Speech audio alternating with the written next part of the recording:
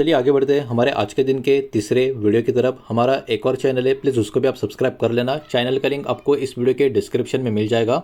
और इसके पहले भी 2 वीडियो इस चैनल के ऊपर हम पब्लिश कर चुके हैं, नहीं देखे तो चाहे तो आप चैनल के वीडियो सेक्शन में जाकर उसको देखना है तो देख सकते हो।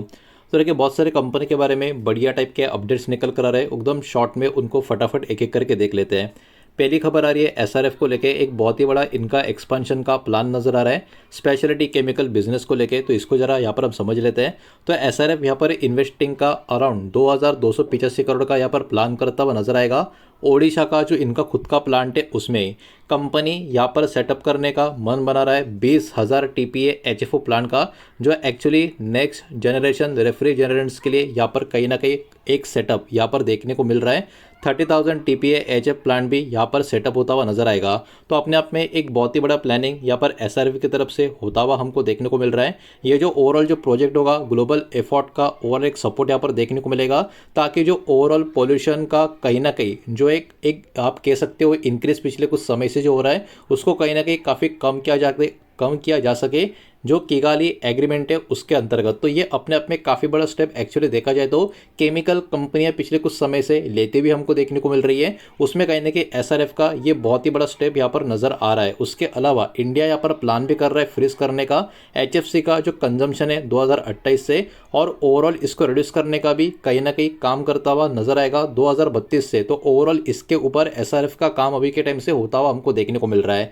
इसके अलावा एसआरएफ स्पेंडिंग करेगी 88 करोड़ के करीब का अमाउंट इंक्रीज करने के लिए जो अभी का एचएफसी का प्रोडक्शन कैपेसिटी है उसको। तो ओवरऑल देखने वाली बात होगी ये सारे जो पर्टिकुलरली चीज़ें अपडेट जो नज़र आ रही है एसआरएफ की वो किस तरीके से यहाँ पर काम करती है। उसके अलावा केमास से भी इनका पार्टनरशिप होता हुआ नजर आएगा, बिकॉज एसआरएफ ने यहाँ पर एक स्ट्रैटेजिक एग्रीमेंट इनके साथ यहाँ पर साइन कर लिया है। और इसके अंतर्गत ये जो पार्टनरशिप है बहुत सारे अलग अलग टाइप के जो फ्लोरोपॉलीमर्स होते हैं उनके ऊपर इनका फोकस होगा। उसके अलावा फ्लोरो इलास्टोमर्स जो होते हैं इनके ऊपर भी कहीं ना कहीं फोकस यहाँ पर किया जाएगा। ये जो एक्चुअली 2 मटेरियल्स है या 2 जो प्रोडक्ट्स है उनका जो यूज़ है सेमीकंडक्टर का इंडस्ट्री, ऑटोमोटिव का सेक्टर, उसके अलावा एरोस्पेस का जो सेक्टर है इन सब में होता हुआ नजर आएगा। तो कहीं ना कहीं ये जो 2 पर्टिकुलर चीज़ें ये बहुत ज़्यादा यहाँ पर ज़रूरी आपको देखने को मिलेगी। तो ये ओवरऑल अगर हम देखें ये जो डील है कहीं ना कहीं एसआरएफ को काफ़ी मदद कर सकता है आने वाले समय में हाई मार्जिन को यहाँ पर मेंटेन करने के लिए, खास करके स्पेशलिटी केमिकल बिजनेस के लिए, जो अपने आप में इस कंपनी के लिए बहुत ही बड़ा टर्निंग पॉइंट साबित हो सकता है। तो कहीं ना कहीं ये वाला शेयर अब बाजार की फोकस में बना रह सकता है। नेक्स्ट खबर आइशर मोटर के बारे में यहाँ पर निकल कर आ रही है, बिकॉज रॉयल एनफील्ड जो इनके अंतर्गत ये ब्रांड जो देखने को मिलता है इनका एक बहुत ही बड़ा कैपेसिटी का एक्सपेंशन होता हुआ हमको नजर आ रहा है। तो आइशर मोटर जो है उन्होंने अनाउंस किया है कि 2200 करोड़ का जो इन्वेस्टमेंट है ये एपी यानी आंध्र प्रदेश में करते हुए नजर आएंगे। इसके तहत नया मैन्युफैक्चरिंग हब और जो वेंडर पार्क है ये कहीं ना कहीं बिल्ड यहाँ पर सत्यावेदु में होता हुआ नजर आएगा। ये सारी बातें यहाँ पर हमको देखने को मिल रही है। ओवरऑल ये जो प्रोजेक्ट होगा ये कंप्लीट होगा अलग अलग फेजेस में 2032 तक। तो देखिए ये प्रोजेक्ट एक्चुअली लॉन्ग टर्म का प्रोजेक्ट है, कंप्लीशन होने को इसको बहुत टाइम लगेगा, लेकिन खबर अपने आप में काफी बड़ी अभी के टाइम पे इसकी निकल कर आ रही है। ओवरऑल 9 लाख यूनिट का कहीं ना कहीं जो एनुअल प्रोडक्शन का कैपेसिटी है वो इस प्रोजेक्ट की वजह से बढ़ता हुआ आता हुआ नजर आएगा। तो अपने आप में ये देखा जाए तो रॉयल इनफील्ड के लिए और इंडियन आइशर मोटर इस कंपनी के लिए एक बहुत ही बड़ी उपलब्धि यहाँ पर हमको देखने को मिल रही है। रॉयल एनफील्ड जो है ऑलरेडी एक मजबूत लीडरशिप पोजीशन में आपको देखने को मिलेगी। जब बात आती है मिड साइज मोटरसाइकिल सेगमेंट की तो अपने आप में पहले से इनका दबदबा इस कैटेगरी में देखने को मिलेगा। और ये जो खबर अभी निकल कर आ रही है आने वाले सालों के लिए ये भी कहीं ना कहीं इस कंपनी को बूस्ट करने का ही काम यहाँ से कर सकती है। इसके अंतर्गत कुछ इंपॉर्टेंट लेवल के ऊपर जो कंपनी का फोकस होगा वो अपना जो मैन्युफैक्चरिंग का कैपेबिलिटी है उसको एक्सपांशन करने के ऊपर होगा, और जो लॉन्ग टर्म का ग्रोथ है डोमेस्टिक और एक्सपोर्ट मार्केट में और भी यहाँ से अच्छे से ऊपर की तरफ ग्राफ को लेकर जाने के ऊपर फोकस बना रहेगा। इसके अलावा सप्लाई चेन का जो इकोसिस्टम है इनको भी यहाँ पर मजबूती देने के ऊपर काम किया जाएगा। तो ये सारी चीजें भी यहाँ पर इस अपडेट में हमको देखने को मिल रही है। तो इसके कारण कहीं ना कहीं आइशर मोटर का जो शेयर है ये भी फोकस में बना रह सकता है। नेक्स्ट खबर है लॉयड मेटल इस कंपनी के बारे में, एक ग्लोबल माइनिंग अपॉर्चुनिटी का अपडेट यहाँ पर निकल कर आ रहा है। एक्चुअली लॉयड मेटल इन कंपनी को यहाँ पर सिलेक्ट किया गया है as a preferred partner for Panguna mine जो पापुआ न्यू गियाना में हमको देखने को मिलती है। ये जो कंपनी है ओवरऑल प्रीफर्ड की गई है ओवर चाइना का जो CMOC ग्रुप है उसके लिए, उसके कंपैरिजन में तो देखा जाए तो ये लॉयड मेटल्स के लिए अपने आप में देखा जाए तो काफ़ी बड़ी उपलब्धि आपको देखने को मिलेगी। अब ये जो पैनगुना माइन है ये इतना महत्वपूर्ण क्यों है, तो देखिए यहाँ पर माना जाता है, एस्टिमेशन है कि इधर का जो ओवरऑल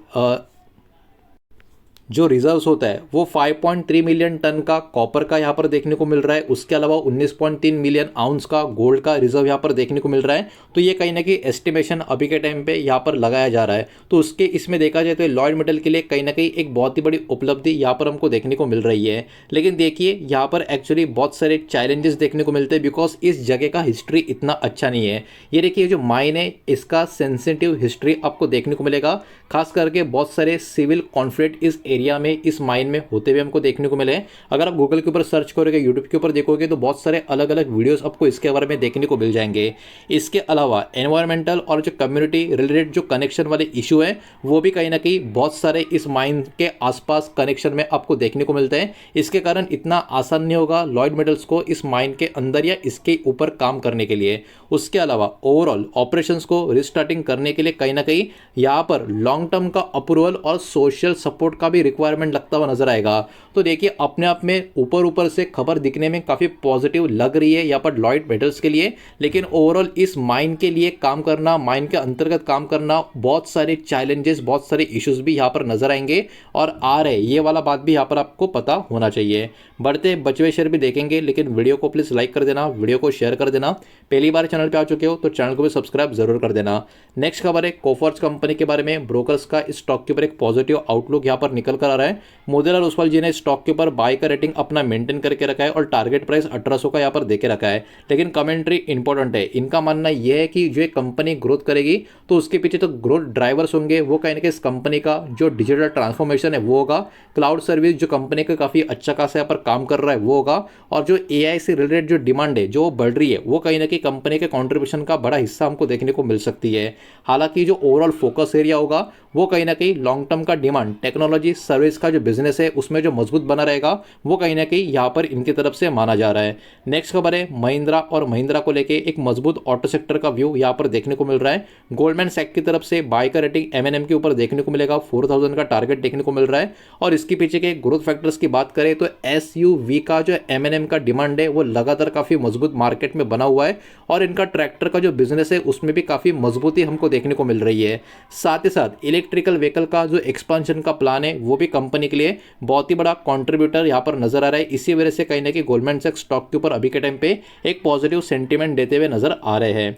नेक्स्ट खबर है मैरिको के बारे में। FMCG ग्रोथ का एक्सपेक्टेशंस के बारे में यहाँ पर अपडेट निकल कर आ रहा है। MS यानी मॉर्गन स्टैनली ने मेंटेन किया है ओवरवेट का रेटिंग कंपनी के ऊपर 934 का टारगेट देके रखा है। इसके पीछे कुछ पॉजिटिव फैक्टर्स की बात करें तो इस कंपनी का जो ब्रांड का पोर्टफोलियो है वो काफ़ी मजबूत बना हुआ है और ओवरऑल जो रूरल मार्केट है उसमें भी कहीं ना कहीं कंपनी का ग्रोथ काफ़ी बढ़िया देखने को मिल रहा है। ओवरऑल प्रीमियम प्रोडक्ट्स के ऊपर भी कंपनी का फोकस काफ़ी अच्छा खासा बना हुआ है। तो ये कुछ रीजंस यहाँ पर हमको देखने को मिल रहा है।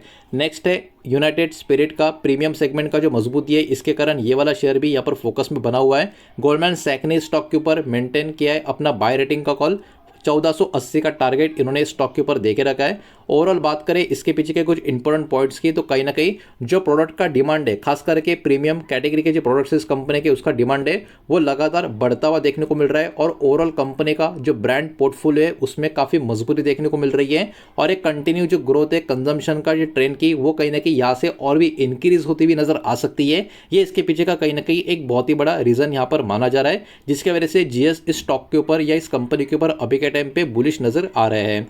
नेक्स्ट अगर दोस्तों KPIT टेक का इनका एंट्री ऑटोमेटिव साइबर सिक्योरिटी की कैटेगरी में होता हुआ आपको नजर आएगा बिकॉज KPIT यहाँ पर प्लान कर रहा है एक्वायर करने का मेजर स्टेक इजराइल बेस्ड जो एक साइबर सिक्योरिटी फर्म है जिसका नाम है स्यूमेटिव करके। तो ये सायमेटिव जो कंपनी है इसका ग्लोबल लेवल पर एक बहुत ही बड़ा आप कह सकते हो नाम दबदबा भी आपको देखने को मिलेगा। तो ओवरऑल जो डील वैल्यू अभी का बताया जा रहा है वो एक रेंज निकल कर आ रही है बिटवीन $60 मिलियन से लेके $120 मिलियन के आसपास की। लेकिन ये डील यहाँ पर केपीआईटी के लिए इतना मैटर क्यों करती है, बिकॉज इस डील की वजह से जो फोकस होगा वो ऑटोमोटिव साइबर सिक्योरिटी के ऊपर और भी अच्छा खासा यहाँ पर होता हुआ नजर आएगा। और ओवरऑल सॉफ्टवेयर डिफाइंड जो व्हीकल्स है इसमें भी काफ़ी अच्छी खासी ग्रोथ इस डील की वजह से भी हमको देखने को मिल सकती है। उसके अलावा काफ़ी तगड़ा पोटेंशियल एक्सपेंशन प्रोडक्ट और लाइसेंसिंग का रेवेन्यू में भी होता हुआ नजर आ सकता है। ये भी इस डील के पीछे का बहुत ही बड़ा रीजन यहाँ पर बताया जा रहा है। और ओवरऑल मार्केट की अपॉर्चुनिटी की बात करें तो ऑटोमेटिव साइबर सिक्योरिटी का जो मार्केट है वो एक्सपेक्ट किया जा रहा है कि रैपिड तरीके से ग्रो होगा आने वाले कुछ सालों में। इसलिए कहीं ना कहीं ये बहुत ही बड़ा कदम इस कंपनी की तरफ से उठाता हुआ हमको यहाँ पर देखने को मिल रहा है। इसके साथ साथ सॉफ्टवेयर यूसेज का जो पावर है खास करके व्हीकल्स में वो भी लगातार इंक्रीज होता हुआ देखने को मिल रहा है, जो अभी के टाइम पे एक नया डिमांड क्रिएट करने का काम कर रहा है, जिसका फायदा कहीं ना कहीं यहाँ पर केपीआईटी टेक उठाने का पूरा फायदा कर रही है। तो ओवरऑल इस डील का स्ट्रक्चर की बात करें केपीआईटी कहीं ना कहीं इनिशियली $10 मिलियन के आसपास का इन्वेस्ट करेगी। ये अभी का इनिशियल प्लान नजर आ रहा है और पूरा का पूरा ओनरशिप टारगेट करने का जो प्लान है वो एक्सपेक्ट किया जा रहा है 2029 तक कंप्लीट होगा। मतलब धीरे धीरे करके स्टेप बाय स्टेप करके धीरे धीरे अपना जो स्टेक है इस कंपनी में बढ़ाकर पूरा का पूरा एक्वायरिंग कंप्लीट होगा। ये वाला कहीं ना कहीं यहाँ पर हमको एक पर्टिकुलरली डेटा देखने को मिल रहा है। पेमेंट का जो स्ट्रक्चर होगा वो डिपेंड होगा किस तरीके से सायमेटिव का फ्यूचर परफॉर्मेंस देखने को मिल रहा है। तो कहीं ना कहीं एक बहुत ही अच्छी खबर यहाँ पर केपीआईटी के लिए हमको यहाँ पर देखने को मिल रही है। ओवरऑल बात करें यही सारा डेटा इस वीडियो के माध्यम से आपके सामने प्रेजेंट करना था, लेकिन पूरा का पूरा डेटा एजुकेशनल और इन्फॉर्मेशनल पर्पस के हिसाब से आपके सामने यहाँ पर मैंने प्रेजेंट किया है। पब्लिकली अवेलेबल जो रिपोर्ट्स है ब्रोकर्स के जो व्यू है वही मैंने आपके सामने प्रेजेंट किए। किसी भी तरीके का इन्वेस्टमेंट का एडवाइस स्टॉक का रिकमेंडेशन मैंने आपको दिया नहीं है, ये बात भी यहाँ पर आप ध्यान में रखें। उम्मीद करता हूँ वीडियो समझ आया होगा, पसंद आया होगा तो वीडियो को लाइक करें, दोस्तों से शेयर करें। पहली बार चैनल पे आ चुके हो तो सब्सक्राइब भी कर देना और कोई भी स्टॉक में निवेश करने से पहले खुद की स्टडी रिसर्च जरूर करें, फाइनेंशियल एडवाइजर की सलाह जरूर ले। मिलते हैं नेक्स्ट वीडियो में, धन्यवाद।